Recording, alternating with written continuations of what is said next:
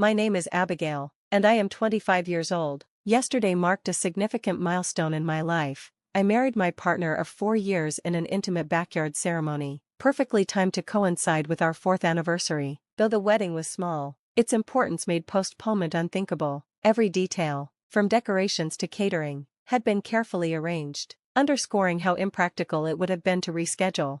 Yet, the day was bittersweet. My father, who was meant to walk me down the aisle, was absent. Initially, he claimed a medical emergency, but under pressure, he confessed the truth. He had chosen to attend a rare camping trip with my brother, who only visits a few weeks each year. His decision felt like a prioritization of my brother over me, and his dismissive suggestion that rescheduling would be easy only deepened my hurt. In his absence, my stepdad walked me down the aisle. It was a touching moment, but it carried a weight of emotion that shouldn't have been there. When my father arrived after the ceremony, he was visibly moved by the photos. Realizing the magnitude of what he had missed, we had a raw, emotional conversation that culminated in his tearful request for a second ceremony as a way to make amends. The situation left me conflicted. While I was deeply hurt by his initial decision, I was also pained by the regret and guilt he felt afterward. The day, which should have been filled solely with joy, became a reflection of the complicated dynamics within my family, underscoring how seemingly simple choices can have profound consequences. Growing up, my relationship with my family was always complex, particularly with my older brother. Despite my efforts to feel genuinely happy for him, his arrogance often overshadowed my admiration. Gifted in many areas, he had a way of positioning himself as the center of attention, which only amplified his brash demeanor. He didn't hesitate to tease or bully me, making our relationship tense. When he left for college, I felt an undeniable sense of relief. This dynamic was further strained when my parents divorced during my middle school years. Their marriage had been fraught with tension for as long as I could remember, and while they put on a united front in public, their unhappiness at home was palpable. Their split was triggered by my mother's affair with a college friend, which led to a bitter and contentious divorce. Despite the circumstances, my father agreed to shared custody. The aftermath of the divorce was challenging. My father began drinking more heavily, and his relationship with me grew increasingly distant, especially after I chose to maintain a friendly relationship with my mother and her new husband. My brother, on the other hand, sided completely with my father, often vocalizing his disdain for my mother and stepdad. This created a deep rift between us, as I sought to navigate a middle ground. A few months after the divorce, my mother remarried. I stood as a bridesmaid at her wedding, but my brother refused to attend. Despite his resentment, he was still required to spend half of each month with our mother, per the custody agreement, a situation he bitterly opposed. Unlike my father, my mother treated us equally, which my brother struggled to accept. For someone so accustomed to being the center of attention, the perceived loss of favoritism was difficult for him to process, leading to frequent outbursts. My father, believing my brother was being mistreated by my mother and stepfather, made several attempts to gain full custody. However, his claims lacked evidence and were ultimately unsuccessful. Over time, these battles only served to deepen the divisions within our family.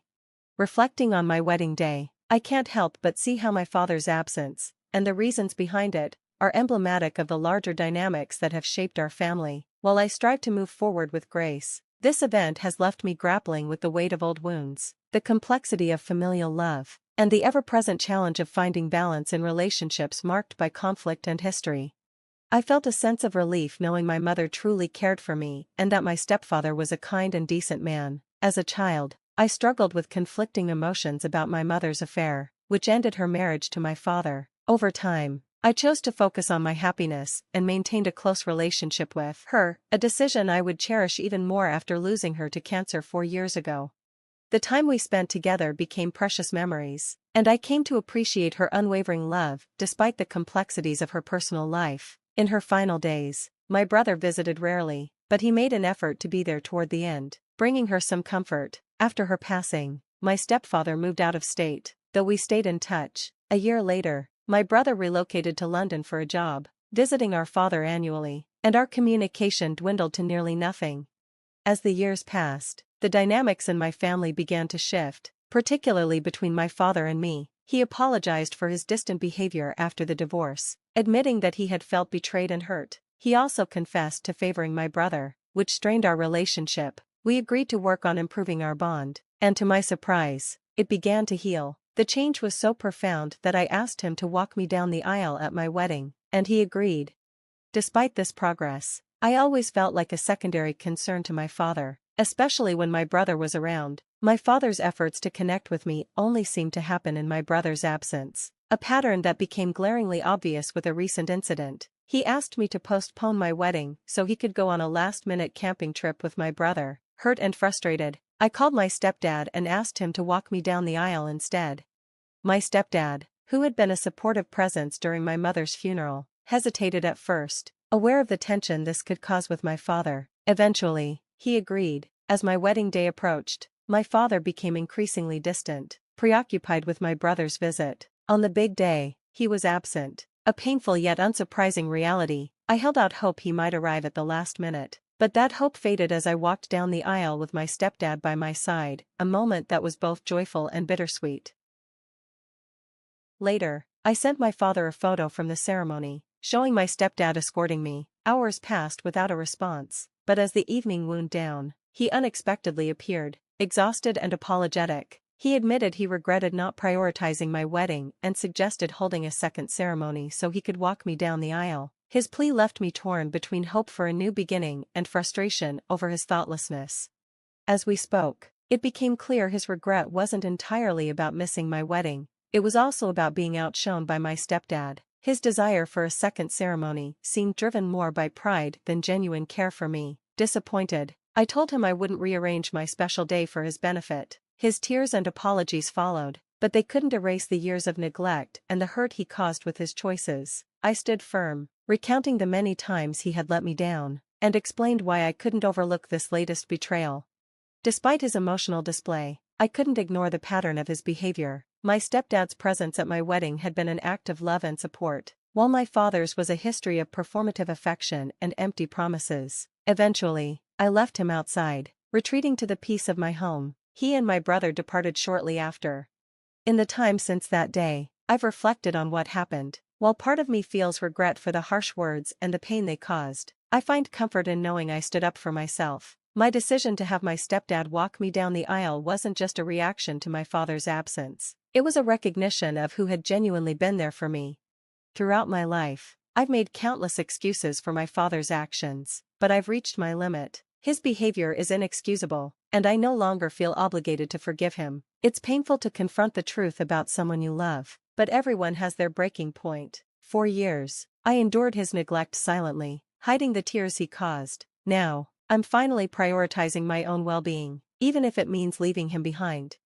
I've made the difficult but necessary decision to cut off contact with my father for now, a choice I feel justified in making. My husband supports me fully, though he made it clear he wanted this decision to be entirely my own. I also shared my concerns with my stepdad, worried that I had unintentionally used him as a pawn in my issues with my father. He reassured me, acknowledging the strength of our relationship, which brought me comfort. To anyone concerned about my stepdad's feelings, he has expressed no resentment, which eases my mind. In the days since my wedding, my father has reached out repeatedly, but I've chosen not to respond. I haven't read his messages, preferring to focus on the upcoming honeymoon and this new chapter of my life. When he called again this morning, I considered checking his messages, but decided against it. I didn't want his words to disrupt the peace I'm trying to build as I embark on this special journey with my husband. Eventually, curiosity got the better of me, and I reviewed the messages. They were heartfelt and apologetic, each conveying his regret for failing as a father. He admitted he had favored my brother over the years and acknowledged the validity of my grievances. He expressed a desperate desire to mend our relationship, calling me his only remaining biological child and pleading for forgiveness. While his words stirred up complex emotions, I had already decided that I needed distance to heal.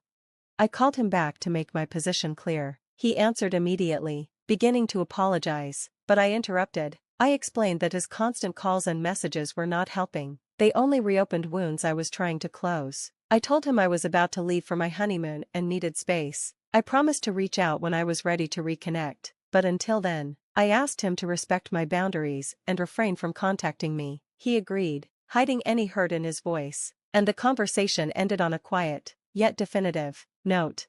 By the third day of my honeymoon, I was finally starting to feel at ease, but my peace was disrupted by an unexpected call from my brother, who used a burner phone to reach me. Initially, I wanted to hang up as soon as I heard his voice, but his accusations of me being an escapist kept me on the line. He criticized my treatment of our father, demanded I apologize, and lectured me on the importance of family. He argued that our father would always be part of my life and that my stepdad could never replace him.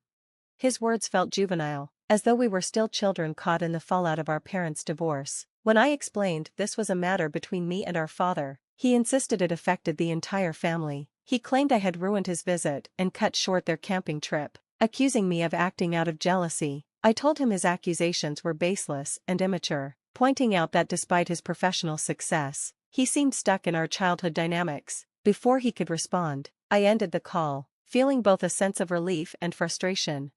After returning from my honeymoon, I decided it was time to confront the lingering issues with my father. I visited him, surprising him and my brother, who was also present. Ignoring my brother's habitual interference, I requested a private conversation with my father, and after some reluctance, he agreed. I expressed my disappointment in his recent behavior, particularly his request to reschedule my wedding for a camping trip. I reminded him of the progress we'd made in our relationship over the years and how his actions had undermined that progress. I also questioned whether his absence stemmed from genuine priorities or a sense of competition with my stepdad. The conversation was difficult but necessary. My father expressed deep regret for missing my wedding, and I reassured him that dwelling on the past wouldn't help either of us. I told him I wasn't ready to sever ties permanently. Losing my mother to cancer taught me how fleeting life can be, and despite my father's faults, I still cherish the good memories we've shared. However, I also emphasized that I needed time to heal. I explained that rebuilding our relationship would take time, possibly weeks, months, or even years, and I needed him to respect my space in the meantime. He agreed, asking if he could hug me before I left. We shared a brief, emotional embrace, and I managed to hold back tears until I was alone in my car. This isn't an ending, but rather a pause, a chance for both of us to reflect, heal, and decide how to move forward.